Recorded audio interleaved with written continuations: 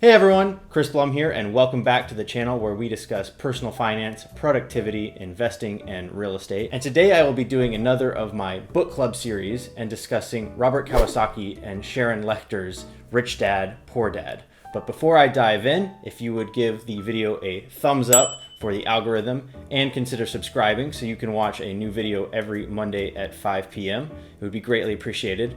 I'm trying to get my subscriber count up from where it is currently, which I believe is around 29 to 100 by the end of September. So if you're watching when this video is coming out, that should give me about 6 weeks to get 70 subscribers. So that's my goal and would greatly appreciate your subscription.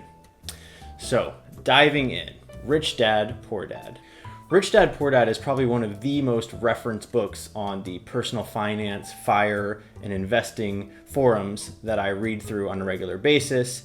And generally they're talking about Robert Kiyosaki and his beliefs, but I do think it's important to highlight Sharon Lechter and her contribution to the book.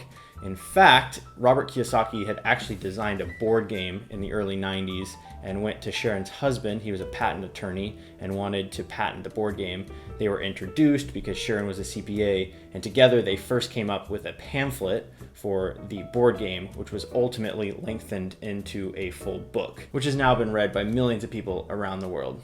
And a lot of people have differing opinions on Robert Kiyosaki, which I won't fully go into. Although I will say I find it interesting when people that write books about success and finding financial success then derive most of their success from selling classes and books rather than the underlying principles that they wrote the books about.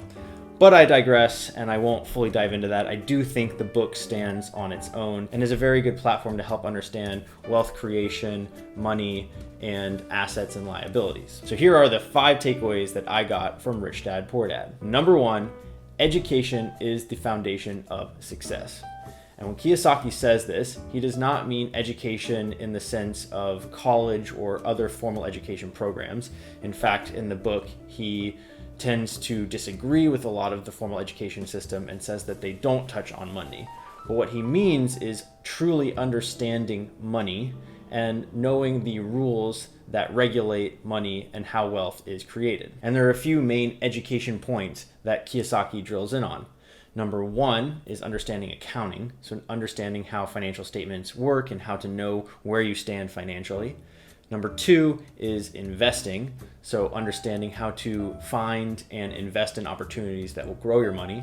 And number 3 is understanding the law. So there are several different tax advantages and corporate structures that the rich use to benefit them in growing their wealth. There are tax benefits such as the 1031 exchange, which I discussed in a previous video, which I will link here, but also understanding, again, that different corporate structures allow taxes to be passed through differently.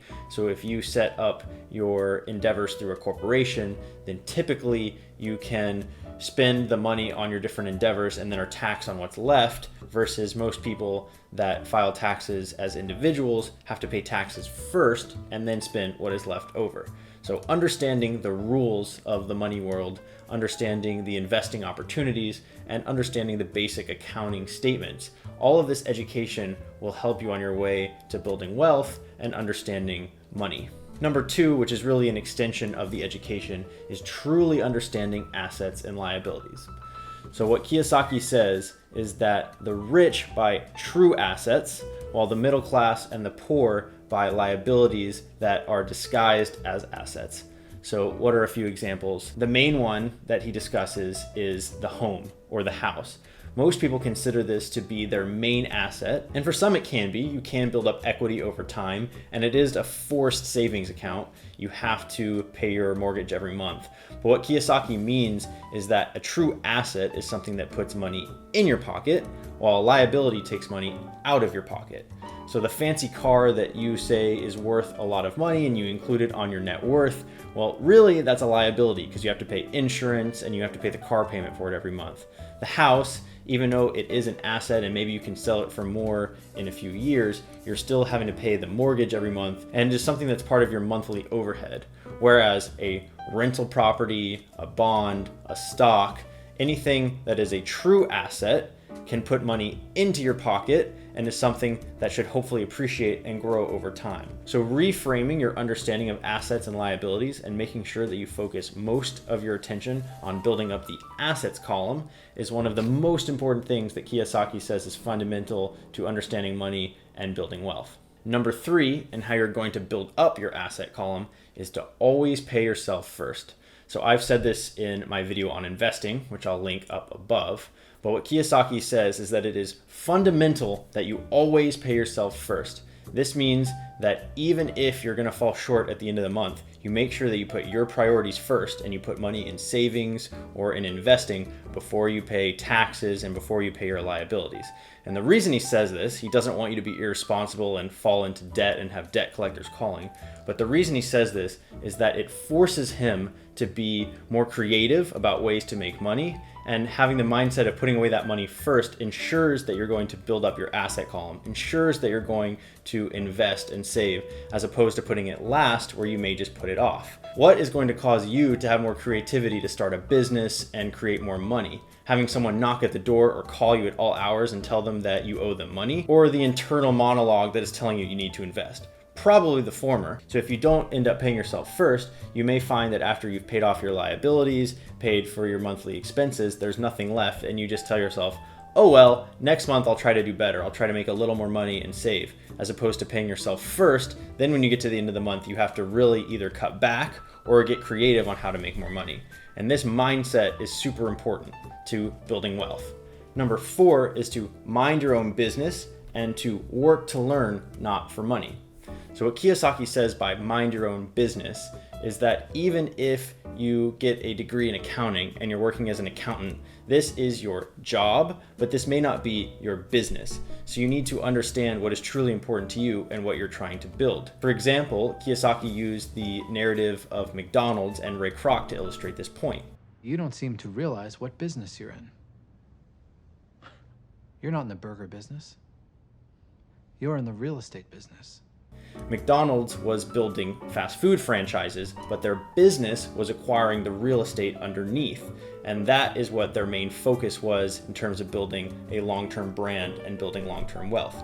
So you may be an accountant or a graphic designer or a real estate agent, and those are all great professions, but you need to understand what is your business and not the business of the person you're working for. So it may mean taking some of that money and investing in stocks. You want to build up a stock portfolio or build up cash flowing real estate, but know what your business is and what you're working towards. And in a similar vein, he says to work for knowledge, not for money. So there's nothing wrong with working for other people, and it is a great way to get exposed and to learn new things, but you shouldn't just work for a company forever because they're giving you a paycheck. And there are 3 main things that Kiyosaki says you can learn from these positions. You can learn how to manage people, you can learn how to manage systems, including yourself, and you can learn how to manage cash flow. And by working for someone else or someone else's business, you can quickly pick up on these points and how you can implement them into your own business or your own pursuits. And to illustrate this point, you can think about someone whose goal is to build up a series of McDonald's franchises. They may take a job at a McDonald's, which others may not view as ideal, but they are doing it because they want to learn the processes, learn how to manage the people, learn how the systems work. So you shouldn't view opportunities just as what they can give you in the current moment, but what they can build and the knowledge they can give for future endeavors. Finally, concept number 5 is that the rich invent money. And when Kiyosaki says this, what he means is that the rich are very creative in finding opportunities to grow money and to create opportunities out of seemingly thin air. So for example, you may not have enough money for the down payment on an investment property, but if you go and you identify a seller who's willing to sell for a price that is below market, then you may be able to go find another buyer or someone that's willing to partner with you on the deal, and you can get a portion of the deal even though you didn't put any money down. So it's these kinds of examples that are creating money or inventing money. And Kiyosaki says there are more of them around than you may think. They're hiding in plain sight, and many people do not know to look for them. Also, one thing that Kiyosaki says under this category is that failure is okay. Failure inspires winning. So winners are not afraid to fail. In fact, they embrace it and they think, what can I learn from this experience to better myself in the future? So don't be afraid to fail. In fact, try to fail as quickly as possible. So I hope you enjoyed this video on Rich Dad, Poor Dad. And if you would like to hear more about the book, I will link my full summary down below. And as always, please consider subscribing for videos every Monday on productivity, personal finance, real estate, and investing. And I will also link all of my social media links below and would love to connect with you.